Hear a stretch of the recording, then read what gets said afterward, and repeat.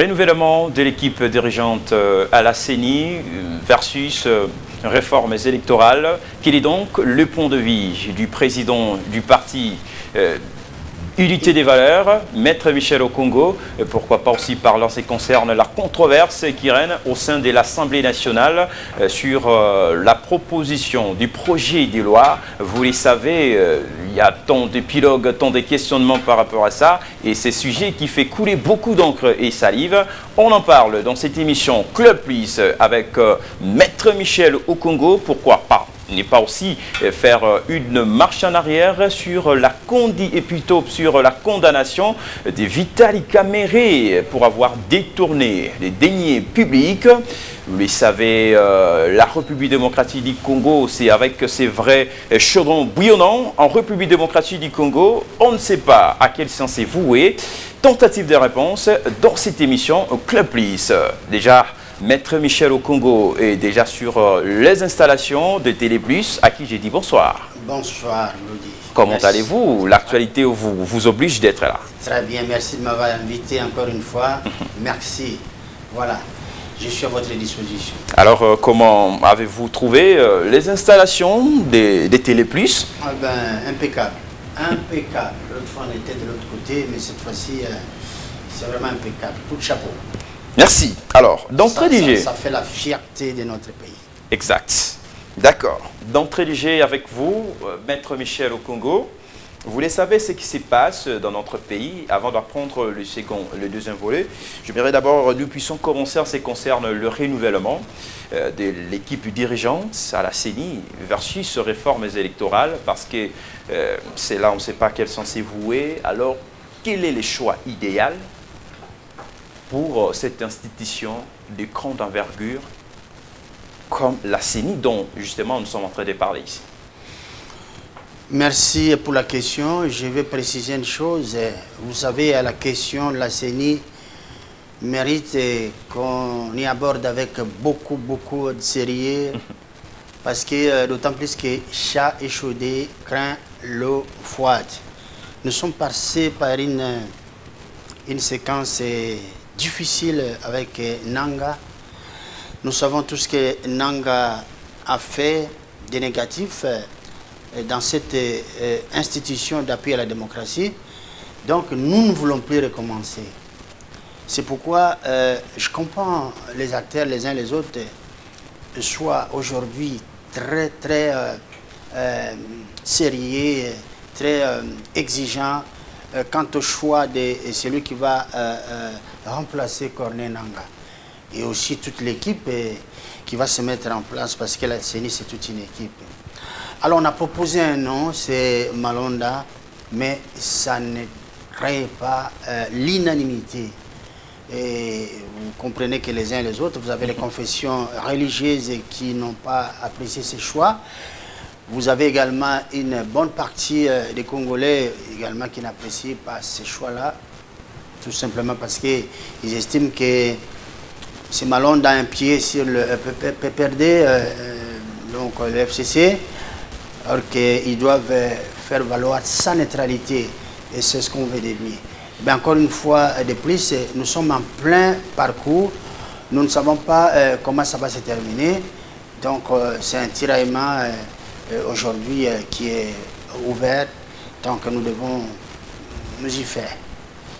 Et vous n'avez pas peur de la probable non-transparence dans cette institution d'État, parce que le problème se résume au niveau du choix? Est-ce que les choix-là ne sera-t-il pas incontestable par la population congolaise, puisque vous venez tout à l'heure d'évoquer une période, si je peux dire, calomnieuse qu'on a vécue lors des élections de 2018. Alors, pour vous, le choix judiciaire, n'est-ce pas, à la hauteur, si on peut le dire, à la tête de cette institution de grande envergure comme la CENI?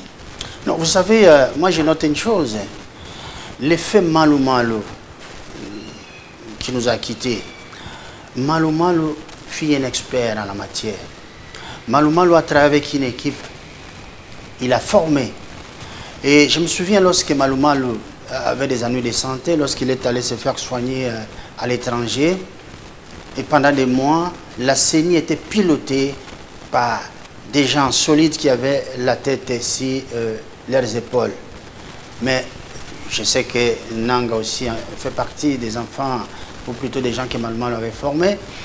Mais aujourd'hui, moi je sais que si on fouillait très bien, on trouvera les gens qui ont travaillé avec Malumalu, qui ont hérité d'une expertise conséquente, qui peuvent porter la CENI et puis faire changer l'image de la CENI. C'est ce que les Congolais veulent aujourd'hui.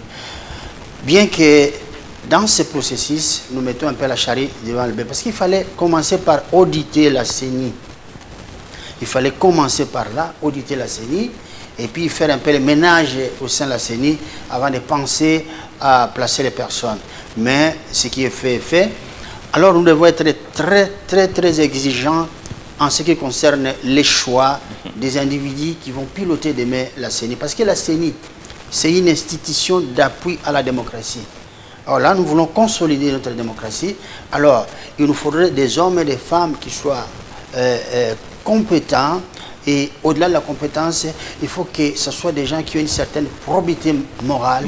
Et des gens loyaux. Et voilà ce que veulent les Congolais aujourd'hui. Et voilà ce que veulent les Congolais aujourd'hui, mais par la fin, il y aura toujours un choix qui sera contesté, parce que l'on sait très bien que Corneille Nangaa, on l'avait présenté comme quelqu'un qui incarnait, n'est-ce pas, les idéaux du fait président Malumalu. Il nous a fauché la merde.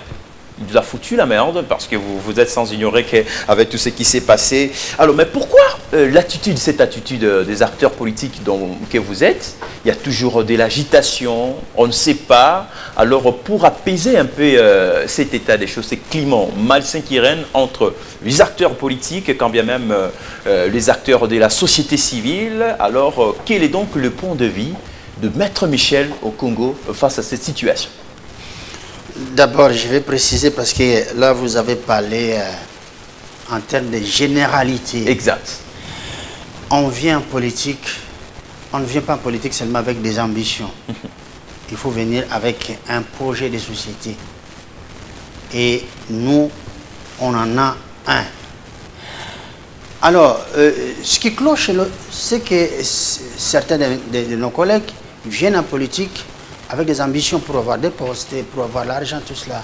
Et quand vous venez avec cette détermination, c'est raté. C'est ce qui parfois provoque ce que vous appelez des tiraillements. Exact. Parce qu'il y a certains qui viennent pour servir le pays, ils viennent avec un projet de société. Par contre, il y a d'autres qui viennent seulement avec des ambitions. Je crois avoir appris que M. Malonda, par exemple, a changé de confession religieuse, d'appartenance en ce qui concerne sa confession religieuse. Il est parti, je crois, d'une religion à une autre pour se retrouver aujourd'hui là où il est. Mais c'est une attitude à condamner, parce qu'on sent carrément que c'est une affaire de positionnement. Et c'est ce qu'il faut condamner.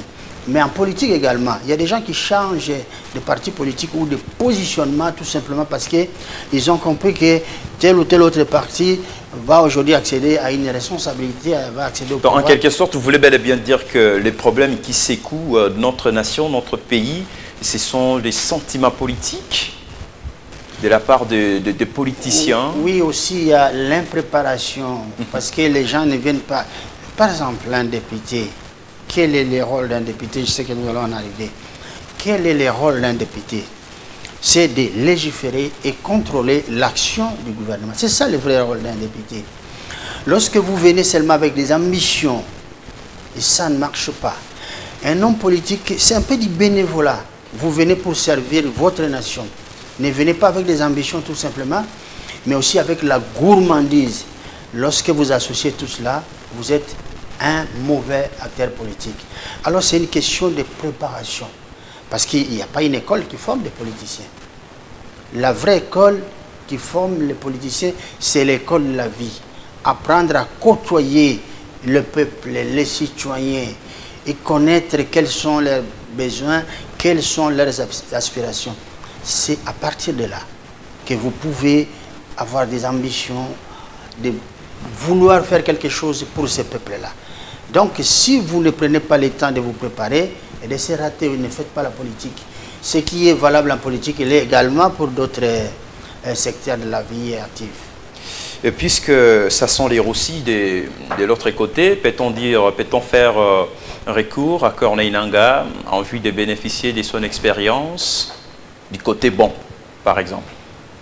Bon, vous savez, lorsque on met les choses dans les pesées des intérêts, lorsqu'on voit en termes d'expérience, je ne sais pas s'il faut faire de quelle manière, parce que Nangaa n'est pas une personne appropriée pour pouvoir requérir son expérience en des moments comme celui-ci, des moments décisifs, des moments déterminants, où nous sommes passés par une élection en décembre 2018, où le peuple a tranché.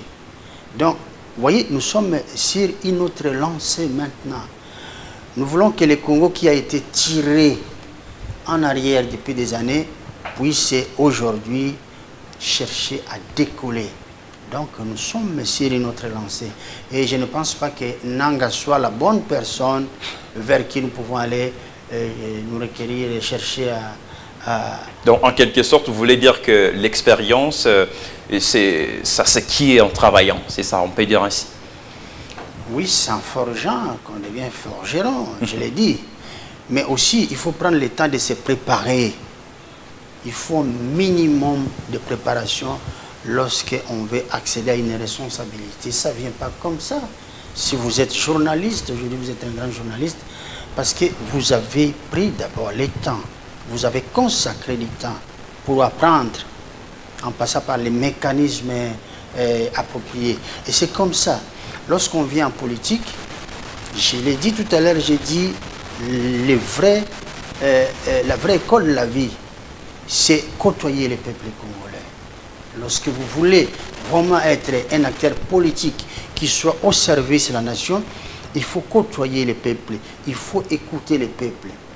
Lorsque vous n'avez pas cette culture et qu'on vous confie une responsabilité, vous allez faire le contraire. Vous n'allez pas écouter les peuples. Voilà pourquoi vous avez une frange des acteurs politiques qui font l'inverse de ce que le peuple veut. Donc, ils ne tiennent pas en compte les aspirations de notre peuple. Parce que chaque peuple a ses aspirations. Vous voyez, depuis avant l'indépendance, le peuple a toujours affiché ses aspirations. Mais l'homme politique n'a jamais été réceptif. C'est ce qui fait que nous avons eu la première rébellion entre 1960 et 1965.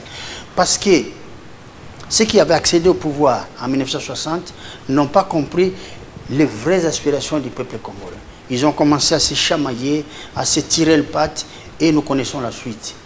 Et entre 1965 et 1977, nous sommes passés par là, la même case.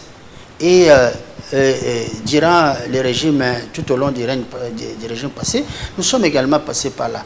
C'est également la faute à l'homme congolais, mais aussi c'est la faute à notre société qui n'est pas exigeant. Vous n'allez pas accepter quelqu'un que vous avez vu, un boucher, hier il était boucher, et aujourd'hui vous le voyez avec un blouson de médecin, et vous acceptez d'aller vers lui. Ça ne se passe pas comme ça, il faut chercher à vérifier. Voilà.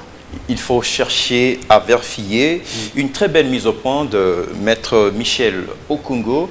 Alors, cette fois-ci, nous allons prendre le deuxième volet, et celui du projet des lois, n'est-ce pas, qui pose un sérieux problème au niveau de l'Assemblée nationale, avec des tiraillements par le militant, on ne sait pas de l'UDPS, d'où proviendrait-il? Tentative de réponse dans cette émission au Club l'UIC. Alors, Maître Michel Okungo, au regard de toutes ces problématiques qui rongent notre République, avec le feu qui règne déjà aujourd'hui au niveau du Palais du Peuple, les députés, les élus ne savent pas comment, d'où entrer pour l'hémicycle. Cela pénalise toute une activité. Alors vous, en tant qu'acteur politique de masse aussi, qu'est-ce que vous allez à conseiller, n'est-ce pas, à ces deux députés du Front commun pour le Congo, Aubin Minakou et Sakata? La population congolaise ne jure que sur n'est-ce pas, la levée de cette proposition. Alors, comment expliquez-vous ces paradoxes? J'ai un pincement au cœur en observant ce qui se passe aujourd'hui. Il y a un tiraillement. Nous sommes en train de vivre une séquence douloureuse. D'abord, il y a quelques jours en arrière, les institutions se sont tiraillées et les personnes avec. Vous voyez, il s'est passé des scènes terribles. Où nous avons eu les mêmes décors, la police, les députés dehors, et tout ça. Vous en savez quelque chose. Aujourd'hui, il s'agit d'une provocation. Ou alors ces députés n'ont pas compris leur rôle. C'est ce qui justifie ce que le peuple dit à la cité. Le peuple pense que certains ont été tout simplement nommés à ces fonctions-là, à ces responsabilités. Un député, c'est potentiellement un représentant du peuple. Vous représentez le peuple. Lorsque vous devez poser des actions, vous devez vous rendre compte que ces actions-là représentent ou alors racontent l'assentiment du peuple que vous représentez. Vous faites une proposition d'une loi.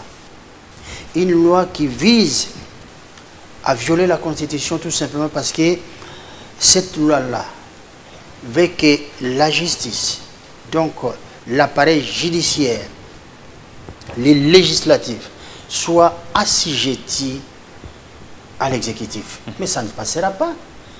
Il faut respecter les principes de séparation du pouvoir. Mais Obeminakou, c'est un juriste. Comment en est-il arrivé là? Est-ce que c'est une provocation? Est-ce qu'il ne l'a pas fait au profit de sa coalition, qui est le Front commun pour le Congo, d'autant plus qu'ils sont majoritaires au Parlement?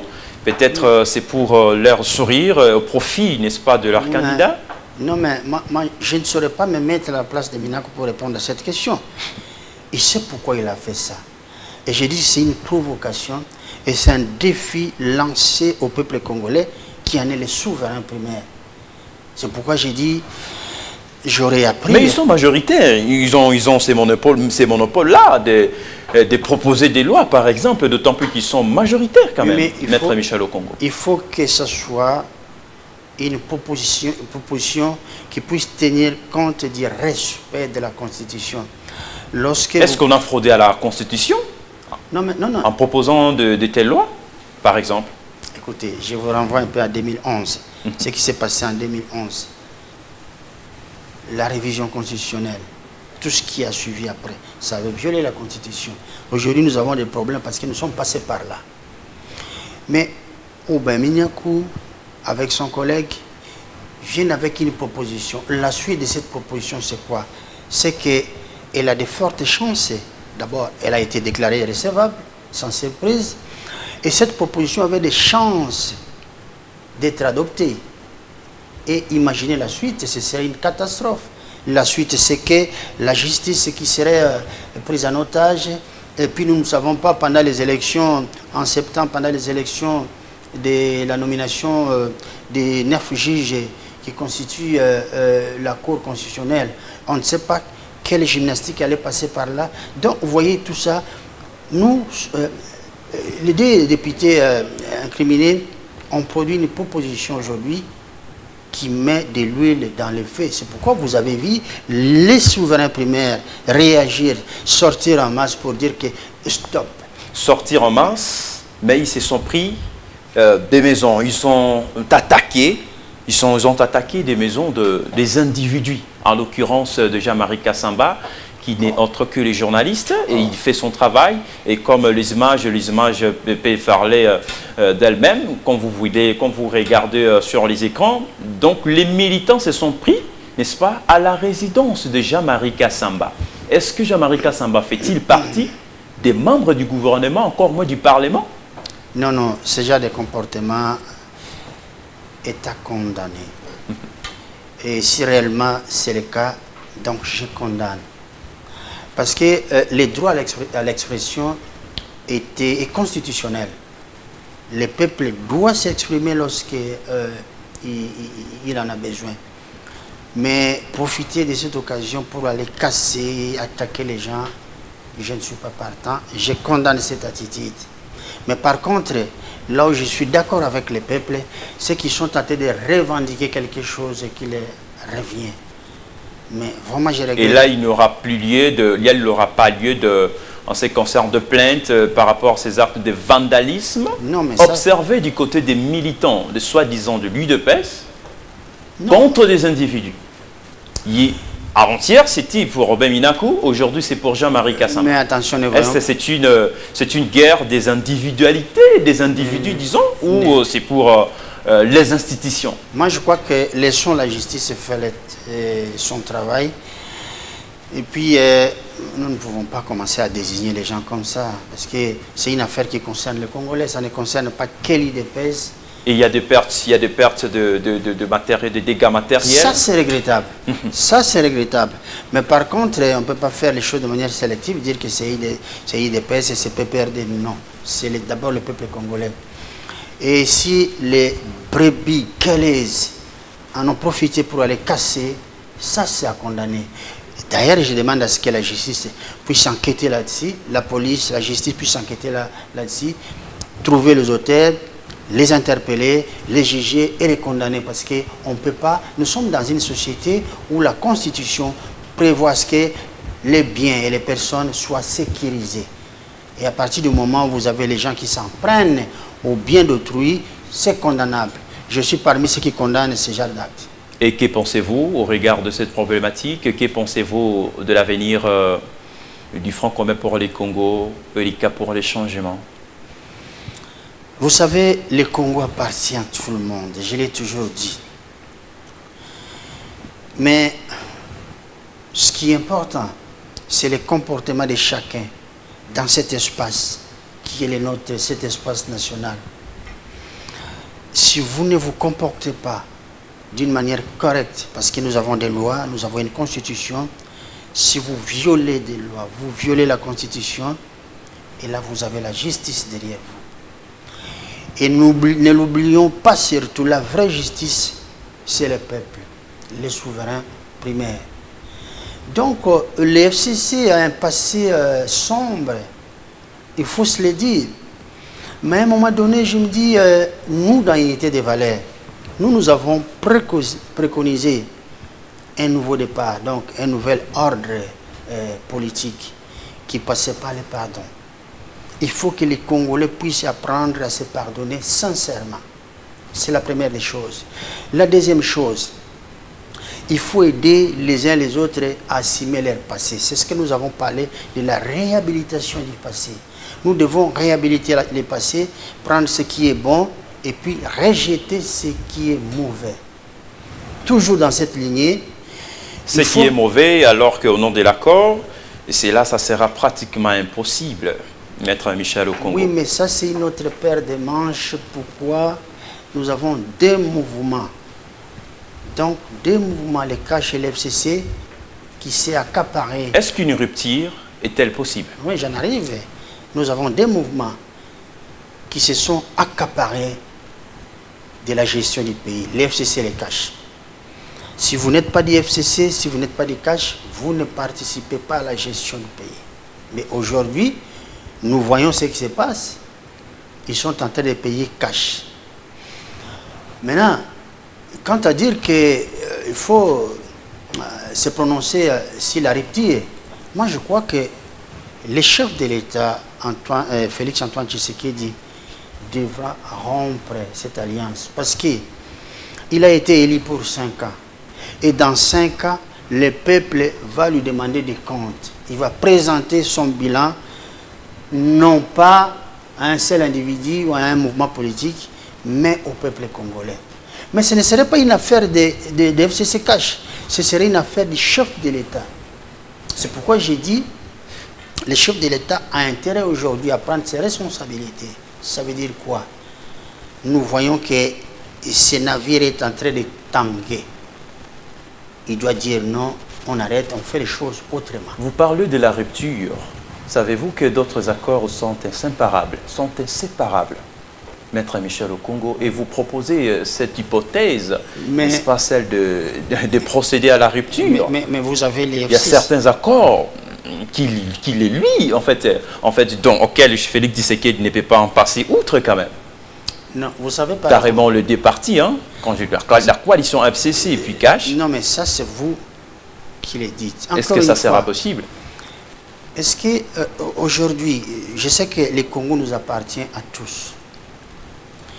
Ce que nous faisons aujourd'hui, lorsque nous voyons que les choses ne vont pas très bien dans le bon sens, on tire la sonnette d'alarme. Et si on ne nous suit pas, le temps passe vite, au bout de 5 ans.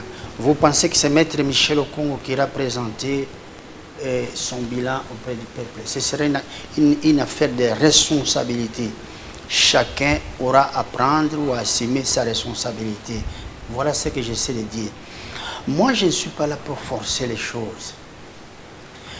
J'estime qu'il y a eu un accord, il y a eu un rapprochement, ils sont en coalition, mais nous voyons leur façon de marcher ne tient pas les coups.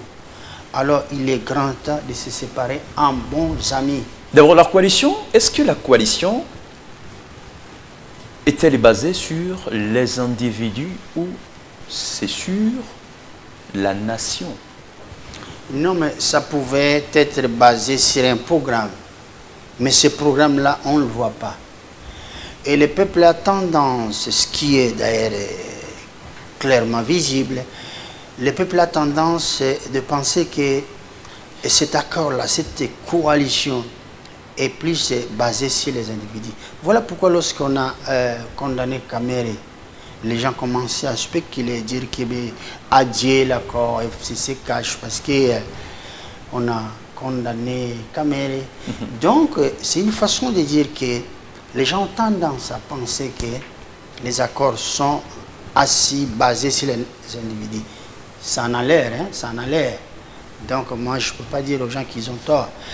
Et si ces accords sont basés sur les individus, et non pas sur un programme, parce que les programmes, il faut les représenter. Nous n'avons jamais vu un programme FCC Cash. Il nous faut ce programme-là.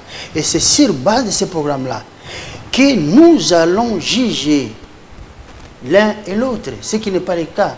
Parce que, je vais en terminer, je peux imaginer que, je peux admettre plutôt que les FCC Cash puissent se faire route ensemble avec l'idée de soutenir celui qui est à la manette. Ce qui n'est pas le cas aujourd'hui. Parce qu'il s'est tiré. On a vu les chefs de l'État nommer quelqu'un et puis après les ministres, les titelles qui disent non, je ne prends pas ça. De mêmes figures qui reviennent. Eh bien, bon, ça c'est pas un péché. Ce sont des recommandations par non, exemple? Ça c'est pas un péché. Ce sont des recommandations, vous affirmez-moi ça? Non, non, allons-y une chose après l'autre. Ce n'est pas un péché, ce sont des Congolais. D'accord. Donc nous n'allons pas pratiquer... Avec de mêmes figures? Non, nous n'allons pas d'abord pratiquer l'exclusion. Les mêmes figures, on peut les accepter, mais à condition qu'elles changent. Que ces gens-là apprennent à servir le peuple, parce qu'ils ont eu une mauvaise expérience avec... On veut peut-être voir Maître Michel Okongo occuper quand même un poste, et pourquoi pas comme un mandataire, n'est-ce pas, dans une des institutions de la République, par exemple? Oui, mais c'est toujours le même figure qui revient. Non, vous avez raison. Servir la République, c'est aussi ça. Mais ce n'est pas que ça. Moi, je dis bien ceci. On ne peut pas pratiquer l'exclusion dans un pays démocratique comme les nôtres. Mais ce que je note, nous sommes tous des Congolais. Mais ce que notre peuple demande aux acteurs politiques, c'est de s'amender, d'échanger, d'être réellement au service de la nation. Regardez, en 2006, nous avions eu à la CENI, c'était CI à l'époque, nous avions eu Malou Malou, avec tout ce qu'on lui reprochait. Mais Malou Malou est revenu en 2000, et donc après 2011, après Ngoïmo Lunda. Mais on a vu les petites réformes qu'il appliquait déjà, ça présageait un autre personnage qui avait changé. C'est ce qu'on demande aux Congolais. Lorsque vous avez eu une mauvaise expérience dans la gestion passée, lorsqu'on vous fait confiance en vous nommant, donc présenter un autre visage. Parce que nous n'allons pas exclure des gens. Nous avons besoin de tous les Congolais parce que le pays a besoin de plusieurs bras pour pouvoir se lancer dans le processus de construction. Au-delà de tout ceci, vous ne voyez pas qu'il y a l'absence totale de l'autorité morale ou carrément l'expression, la léthargie de sa part ou comment?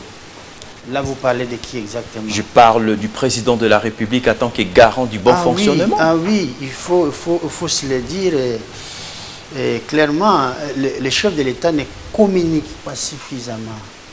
Vous savez, le dialogue fait partie de la culture bantou. Il faut dialoguer, il faut communiquer. Pendant la campagne, le chef de l'État avait suffisamment communiqué, il avait présenté son programme. Maintenant qu'il est en coalition avec le FCC, il doit également communiquer, présenter les programmes qu'il a. C'est ce qu'on lui demande. C'est pourquoi je profite de cette caméra pour dire au chef de l'État de communiquer, de sortir du mythisme. Il doit communiquer. C'est lui le garant de la nation. Il doit communiquer. Voilà. Une très belle mise au point, Maître Michel au Congo, toujours dans la même optique.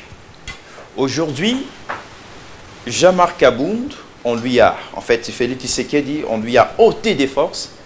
Jean-Marc Abound, qui était comme une des sentinelles à l'Assemblée nationale et à la présidence de la République, c'est lui qu'on appelait coaché, Vital Kamerhe, aujourd'hui condamné.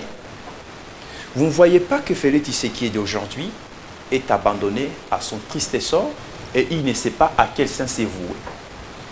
Vous affirmez cela?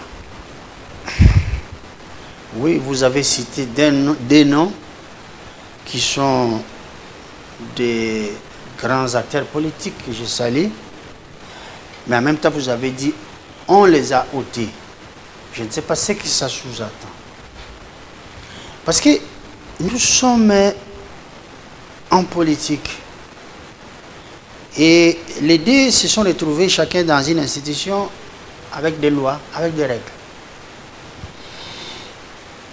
Si, que ce soit pour l'un, que ce soit pour l'autre, si des règles s'appliquent dans une situation que vous et moi nous ne maîtrisons pas, parce que vous n'allez pas me dire que nous maîtrisons la loi qui régit le Parlement, notamment la chambre haute et la chambre basse.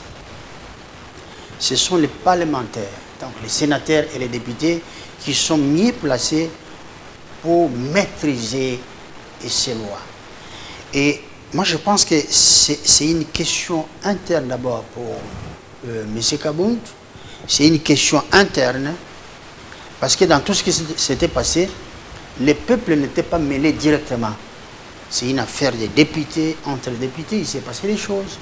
Et nous avons les bris des informations, et puis ça aboutit à ce que nous savons aujourd'hui. Mais c'est arrivé à un mauvais moment parce que le Congo aujourd'hui a besoin de la cohésion. Exact. Parce que pour consolider notre démocratie, il nous faut de la cohésion, de l'attente et de la compréhension.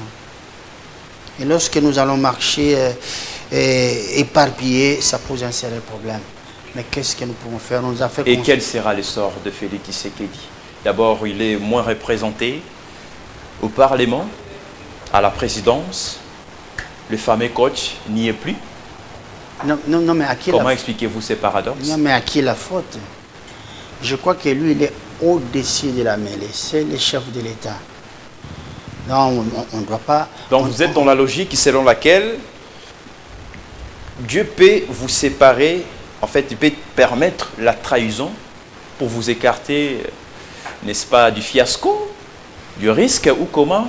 Prenons ces cas d'espèce pour Félix Tshisekedi et avec Vital Kamerhe, on peut dire ainsi? Non, je n'ai pas besoin de dessiner tout ce que j'ai dit, mais je vous ai fait voir que dans tout ce que nous faisons, il y a des lois, il y a des principes. Et au-dessus de tout, il y a la Constitution. Donc ce n'est pas de la trahison de la part de Félix Tshisekedi? Ça m'étonnerait. Ça m'étonnerait. Non, non, ça m'étonnerait. Explication? Oui, parce que si je vous demande aussi des explications à propos de ce que vous dites, vous n'en aurez pas. Non, c'est à moi de poser la question et c'est à vous de répondre. Je le sais, parce que vous me mettez dans une situation difficile. Je ne peux pas imaginer que les garants de la nation puissent trahir, en principe, un seul citoyen. Ça n'arrivera pas. Moi, je ne vois pas les choses comme ça. Au contraire, nous voyons, regardez, avec le Covid-19, il y a eu nos compatriotes qui étaient bloqués par-ci, par-là. Et vous savez que nos aéroports étaient fermés. Les seuls qui pouvaient autoriser le décollage et l'atterrissage d'un seul avion, c'est le chef de l'État. Mais il a autorisé à ce qu'on aille chercher nos compatriotes qui étaient bloqués quelque part, que lui n'a pas envoyé. Ce sont par exemple des commerçants, ce sont des opérateurs économiques, mais par souci de ramener, de ne pas perdre un seul de ses compatriotes, il les a ramenés. Et vous pensez que cette personne-là sera à même de trahir une autre personne? Moi, je ne pense pas que ce soit de cette manière-là qu'on verra les choses. Alors, donc, il n'y attention, a pas question ici de chercher des boucs émissaires. vous savez, vous êtes une grande chaîne. Les Congolais vous entendent, vous suivent aujourd'hui. Ils nous suivent en ce moment. Nous devons de les informer. Nous ne devons pas spéculer. Moi, je prends l'exemple d'une équipe de football. Nous avons notre équipe nationale. Lorsqu'on a perdu, tout le péché d'Adam, c'est sur l'entraîneur. À l'époque, on avait Ibengue. Et puis, vous avez les gens qui spéculaient pour dire que si Ibengue avait fait jouer X ou Y, on n'allait pas perdre. Donc, les chefs de l'État, c'est les garants de la nation. Je ne parle pas parce qu'il s'agit de Tshisekedi. Je parle parce qu'il s'agit de la fonction des chefs de l'État. Et s'il est mal entouré, s'il est mal oui, mais ça aurait été Fayoulou, ça aurait été quelqu'un d'autre. S'il est mal entouré, j'allais avoir les mêmes on peut langages. s'attendre à quoi? S'il est mal entouré, par exemple, le chef de l'État comme tel, il est le chef, plutôt les garants de la nation. Alors s'il est entouré, mal entouré, disons. Mais c'est à lui d'assumer ses responsabilités. Parce que qui fait les choix? C'est lui. C'est lui qui fait les choix. Donc nous devons respecter ses choix. Moi, par exemple, j'ai respecté ses choix. Par contre, il ne peut pas m'empêcher de servir la République parce que je ne suis pas nommé ministre, parce que je ne suis pas nommé mandataire public. Je fais ce qu'il y a de mieux pour le Congo. Aujourd'hui, je développe beaucoup d'activités. Je suis dans l'éducation civique pour renforcer la conscience nationale des Congolais. Je suis dans les cours d'alphabet. Je fais la promotion des cours d'alphabet pour lutter contre l'analphabétisme. Et en même temps, je finance des microcrédits pour permettre aux Congolais de retrouver le travail. Et aussi, je suis en train de cultiver. J'ai disposé de plusieurs hectares parce que je sais qu'après le Covid-19, on aura la famine.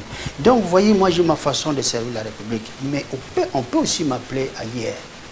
C'est pourquoi nous avons vu du temps de Mobutu, Mabi Mulumba qui était ailleurs. On a fait de lui, on l'a fait venir, on l'a placé dans le gouvernement. Mais les exemples sont légion. Mais les choix des chefs de l'État, il faut les respecter. Si ça marche, c'est à lui de tirer les conséquences. Si ça ne marche pas également, c'est à lui d'assumer ses responsabilités. Alors, voilà. Merci Maître Michel Congo. Alors, la condamnation de Vitali Kamere, cela n'interpelle pas les acteurs politiques? Comment d'abord vous avez trouvé cela, surtout les détourneurs des fonds publics? Non, moi je vois les choses d'une autre manière. D'abord, j'ai une pensée pour l'homme, un père de famille comme moi, dont les enfants aujourd'hui, et les membres de la famille n'arrivent pas à accéder à là où il est. Deuxième chose, c'est un acteur politique important avec lequel nous avons passé des moments d'élite pour rechercher la paix, la cohésion, la démocratie. Et je ferme la parenthèse. Maintenant, en ce qui concerne ces problèmes avec la justice, là aussi, je vais un peu plus loin. La justice a fait son travail, il doit être conséquent. Parce que les faits sont là. Le procès en soi s'est déroulé de la manière correcte. Et là, c'est un professionnel du droit qui vous parle. Et je note tout simplement que ces avocats n'ont pas été à la hauteur de leur tâche. Parce qu'ils n'ont Donc pas... si aujourd'hui Vital Kamerhe se retrouve dans cet état, c'est cela dû à ses avocats. Non, non, c'est pas ce que je veux dire. Moi, je vois les choses autrement. Je vous dis ceci. Vous voyez, nous vivons dans une société détruite. Notre société est sinistrée. Et nous vivons dans une société qui engendre des monstres. Ça n'a pas commencé aujourd'hui. Oui, les faits qu'on reproche à Kamerhe aujourd'hui, ce sont les faits qui se sont déroulés à outrance même du temps de Mobutu. Vous savez, Mobutu et ses collaborateurs et sa famille, il suffisait tout simplement d'un coup de feu pour qu'il fasse venir des fonds. Et je me souviens, lorsque j'étais encore en Suisse, j'étais à quelques mètres de là où il était, à Lausanne. Moi, j'étais dans un quartier tout proche de l'hôtel Beau Rivage où il était logé. Chaque samedi, chaque week-end, on lui apportait 400 000 francs. Et c'est Kengo qui était encore Premier ministre. Comme ça là. Et en même temps, à l'époque, Blumenthal est parti. Pourquoi? Parce qu'il avait été menacé par l'ITO. Il était menacé parce que c'est quelqu'un qui était affecté à la Banque centrale, à l'époque, par les FMI. Il a fait correctement son travail. Mais il était tout le temps dérangé parce que les Congolais n'arrivaient plus à accéder à la caisse, puisqu'il était là. Il protégeait bien la caisse. Or, à l'époque, c'était... Mobutu pouvait téléphoner, envoyez-moi autant. Le Premier ministre pouvait téléphoner, envoyez-moi autant. Et les mêmes pratiques, nous sommes dans une société, les mêmes pratiques qu'on a hier, et ce sont les mêmes pratiques, parce qu'en survolant l'histoire, le temps de Mobutu, le temps de Joseph Kabila, c'est pareil. Nous avons eu, quand vous prenez Bukangalose, s'il faut poursuivre les gens, sans suite aujourd'hui. Hein. Sans suite aujourd'hui. Donc il aura lieu ici de fouiner dans les passés, oui, il faut au nom de la continuité de l'État. Exactement. Parce que je l'ai toujours dit, le chef de l'État s'était empêché de fouiner dans le passé. Très bien, on peut le comprendre, mais on ne sait pas dans quel contexte il avait dit. Mais c'est le même chef d'État qui était interviewé en Europe lors d'une émission qui dira que non, les rétrocommissions chez nous, c'est la COP. Donc c'est ancré dans nos mentalités. Donc mais je ne pense pas qu'aujourd'hui... Le terme diminutif de la coopération... La coopération, donc c'était toléré. Je ne pense pas aujourd'hui que le chef de l'État saura répéter la même chose et appuyer ce qu'il avait dit. Au nom de la continuité de l'État, bien sûr. Oui, mais j'ai dit, je parle de contexte aujourd'hui. Il a dit ça hier. Est-ce que ça sera possible? Est-ce que ça sera possible? Oui. Bon, ici, on voit aussi l'accord. FCC Cash. On n'en a pas fait mention, par exemple. Est-ce que ça sera possible, cette proposition, celle de fouiner dans les passés? Non, vous savez, l'FCC avait... Ici, il s'agit bien de l'accord signé. L'FCC avait plombé beaucoup de choses. Vous voyez, nous sommes des acteurs politiques. Lorsqu'on voit l'avenir de l'ancien chef de l'État, Joseph Kabila Kabange, mais c'est quelqu'un qui vous touche 650 000 $. C'est un péché? Comme indemnité. C'est un péché? Mais c'était fabriqué par pièce, parce qu'il n'y a pas que lui. Il y a toute une liste de gens qui ont droit à cela. Vous avez des ministres sortants, des anciens ministres, tout ça. Mais ce n'est pas ce qu'avait prévu la Constitution. Donc, il s'est taillé une bonne part. Mais où est la part de la société? Où est la part des Congolais? Lorsque vous avez les Congolais moyens qui vivent avec $2 par jour, or, tout ce que nous recherchons, c'est que notre peuple, notre population puisse manger midi, matin, soir. Qu'il y ait du travail pour tout le monde. Parce que les Congolais, c'est un peuple entreprenant. Ce n'est pas un peuple qui vient tendre la main à tout moment. Ce que veulent les Congolais, c'est de travailler. On ne lui donne pas cette occasion-là. Entre-temps, il y a des gens qui sont assis tranquillement et qui ont une rente de plusieurs centaines de $. Ça pose un problème d'éthique dans la société. Ça pose un problème d'éthique dans la société. Maître Michel, au Congo, vous ne voyez pas que Félix Tshisekedi est étranglé par l'accord signé entre FCC Cash, d'autant plus que son parti politique, encore moins son regroupement, sa coalition est minoritaire. On ne sait pas, c'est toujours le FCC qui domine. Peut-on dire aujourd'hui que toutes les propositions des lois que pourront proposer les membres du CASH n'auront pas d'impact, d'autant plus qu'ils sont minoritaires. Vous ne voyez pas que cela va gâcher les quinquennats de Félix Tshisekedi alors qu'il nous reste encore 2 ans et demi, quelque chose de comme ça. C'est pourquoi je ne suis pas d'accord. Tout cela, c'était voulu. D'accord. Et lorsque 2 personnes veulent marcher ensemble, il faut définir les règles. Il faut que ces règles-là soient claires. Moi, ça m'étonnerait que les 2 puissent marcher ensemble et que les règles ne soient pas définies. Encore une fois, je vais vous rendre attentif sur en fait, c'est une belle émission. Mais à un moment donné, ne me dites pas qu'il nous reste 10 minutes parce que nous devons aussi faire des projections sur l'avenir de notre pays. Exact, allez-y. Je suis en train de répondre à votre question. Je crois qu'on n'a pas mis les pendules à l'air parce qu'il fallait que les 2 puissent définir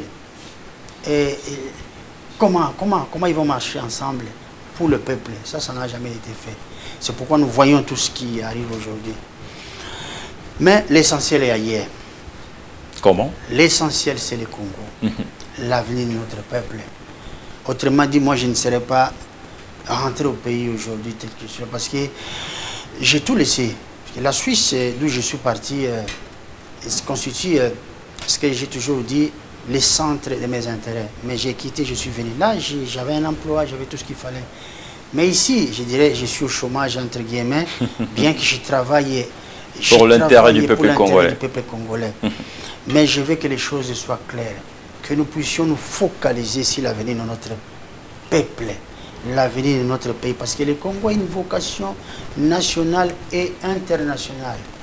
Du temps de Mobutu, on envoyait de l'aide à l'Éthiopie parce que l'Éthiopie avait des problèmes. On envoyait de l'aide à l'Ouganda parce que l'Ouganda avait des problèmes. C'est ça la vocation internationale. Mais la vocation nationale, l'État du besoin du peuple congolais, qu'est-ce qu'on faisait? Il y a un certain Pelé. Au lieu de payer, il y avait un certain Pelé qui jouait dans une équipe du Brésil, Santos. Les autres payaient les billets pour aller voir Pelé.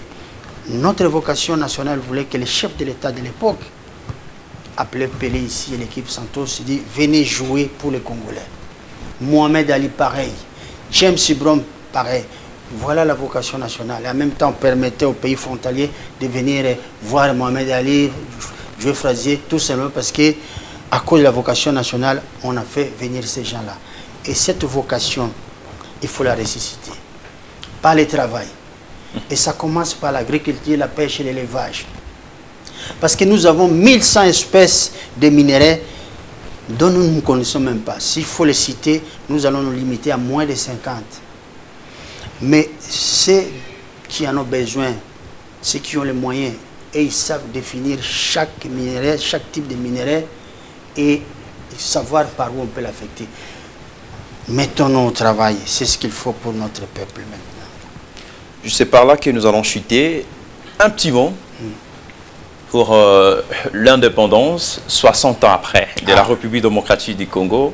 Quelles sont de perspectives d'avenir? Quelles sont des avancées significatives durant ces 60 ans? On a marché à reculons, tout simplement parce que moi j'imagine, je me mets à la place de nos pères d'indépendance, ceux qui se sont battus pour l'indépendance. S'ils avaient une seule fois pensé qu'on allait faire du Congo ce qu'il est aujourd'hui, ils n'allaient pas se battre pour notre indépendance. Parce que c'est triste, c'est scandaleux. Mais là, ce que je demande aux Congolais, mettons une barrière. Il fera 60 ans, c'est mardi. Il faut construire l'avenir à partir de l'an 61 de notre indépendance. Parce que pendant 60 ans, nous avons marché dans les querelles politiciennes, nous avons marché dans les rébellions, dans les vols, dans les pillages. Nous avons même accepté que notre pays soit vendu aux enchères. Aujourd'hui, sur 9 pays frontaliers, il y a 8 qui occupent notre pays militairement. Et cela doit cesser. C'est pourquoi Unité des valeurs est tentée de monter des stratégies afin que le Congo puisse reprendre sa souveraineté. Voilà les mots de la fin. Les mots de la fin du président du parti politique Maître Michel au Congo, un parti, un grand acteur politique de la République démocratique du Congo. Avec lui, nous avons brossé l'actualité politique de l'heure en République démocratique, de la République démocratique du Congo. Merci, Président, d'avoir rehaussé de votre présence dans ces installations. Et je rappelle aux téléspectateurs que ce ne sera pas la toute dernière fois que vous soyez aussi le prochain invité. J'y reviendrai. Tu le plus. Merci. Voilà. Merci, au revoir et bonsoir chez vous. Merci.